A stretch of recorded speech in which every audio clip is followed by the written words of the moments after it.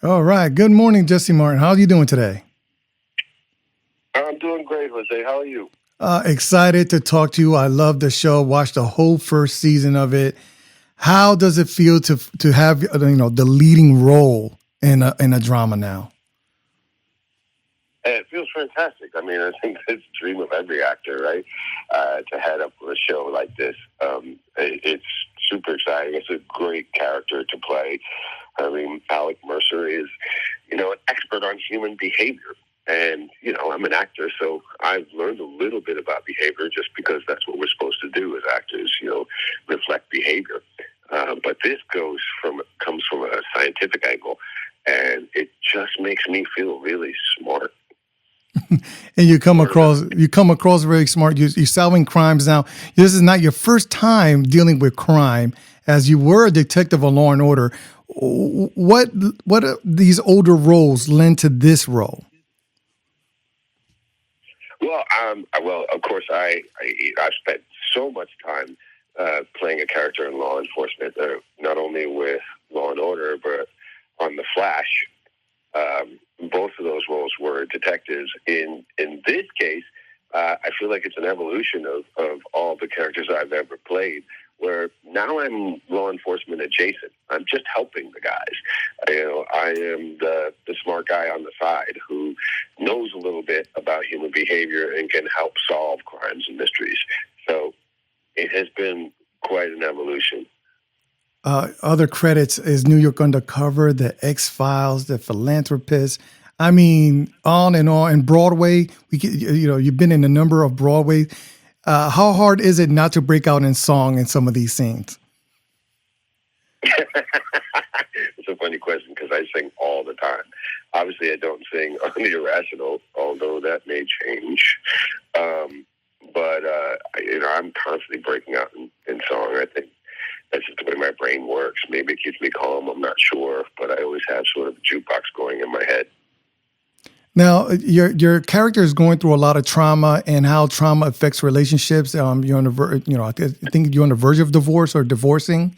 How? I mean, that's so close to real life.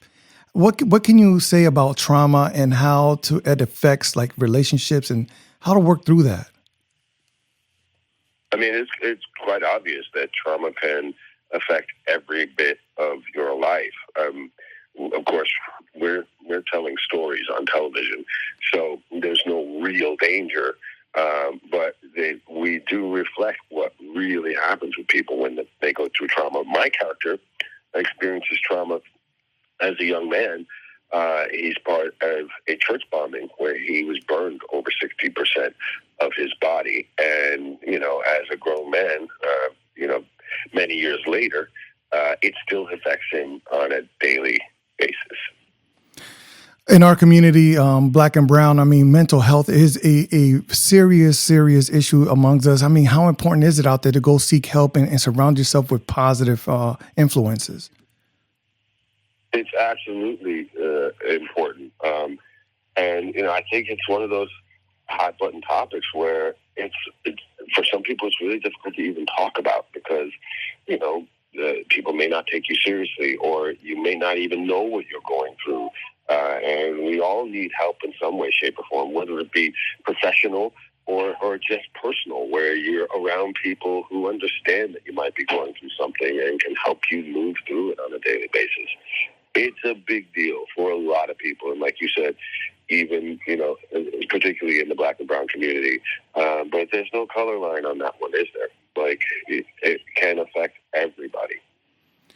You are now, out of all the characters you played, I mean, you played a detective in The Flash, you've been on Broadway. What is your favorite character? And you can't say Alec Mercer because I know you love playing this role. I can tell. Well, outside of Alec Mercer, what role was like that for you? I will say I had a particular affinity for playing the baseball-loving alien on the X-Files. Wow, that's a while ago. That was a while ago, yeah, long while ago. But I had such a great time doing it. It was David Duchovny's first written script and the first one he directed. and he asked me specifically to play the part, and it was such a good time. Now, you've been on Broadway and you've done several performances. What performance stands out to you and why? Well, I was really happy to be part of the original company of Rank. It was such a fantastic show to do. It was such a fantastic experience, and that was filled with some traumatic moments too. We lost our composer just before starting the show, started performing, I should say, and it galvanized a group of people on that stage to tell the best story they could possibly tell, and Rent still lives on to this day. So that was certainly one of the pivotal moments in my life and career. Your lack of an accent throws me because you're from Rocky Mount, Virginia. Correct. Now, how was it growing up there, and now how was that transition to becoming a city slicker? Well, it started really early. I mean, I moved north when I was a very young kid, and it's the reason I started acting, believe it or not. When I was like in fourth grade, I was really scared to talk because I had moved from the South to New York State, and I had a huge, thick accent, big country accent, and I was scared to talk in front of kids. And one of my teachers obviously recognized that. Her name was Rosemary Barney. I'll never forget her. And she asked me to be part of the school play.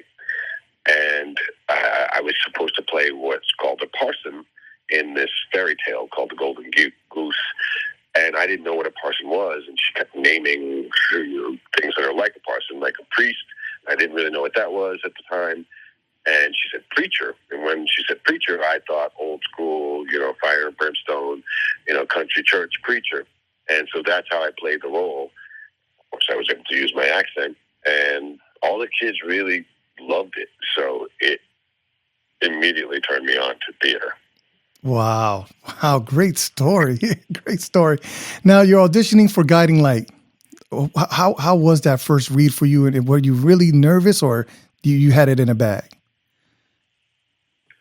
I was absolutely nervous. I had never actually done anything on television before, and this was a soap opera. And they do the entire episode in a day. So it moves really, really fast. I was really lucky, though, because I was playing opposite a very young and fantastic Nia Long. And she was so easy with it, it made it easy for me. So, I got used to it pretty quickly. Easy on the eyes, to say the least. Absolutely. I mean, come on. It's Nia Long. She doesn't even age. She still looks beautiful. They're saying black don't crack, so let's keep it going. That's the truth. So you get your first Tony. How was that accomplishment, and how does that rank in your career? Is that on the top of the list? Sure, it's always nice to be recognized. I mean, I didn't win a Tony myself. I won it with a whole group of people, and that was nice. Really, really nice. Our show got recognized in many ways that we all didn't see coming, and it certainly keeps us on the boards for longer. So it was fantastic, but, I do it for the experience more than anything. Now, times have changed because you went from Guiding Light, taping a whole hour in less than an hour, to now, production now has evolved and changed. What are the pros and cons over time, and how television has evolved in this production? Well, I mean, television has gotten really big, right? It's like doing a major motion picture in 8 days. Television's asked to be just as big and evolved and involved as big movies are. So that's what it feels like. You're doing a big, giant movie every week.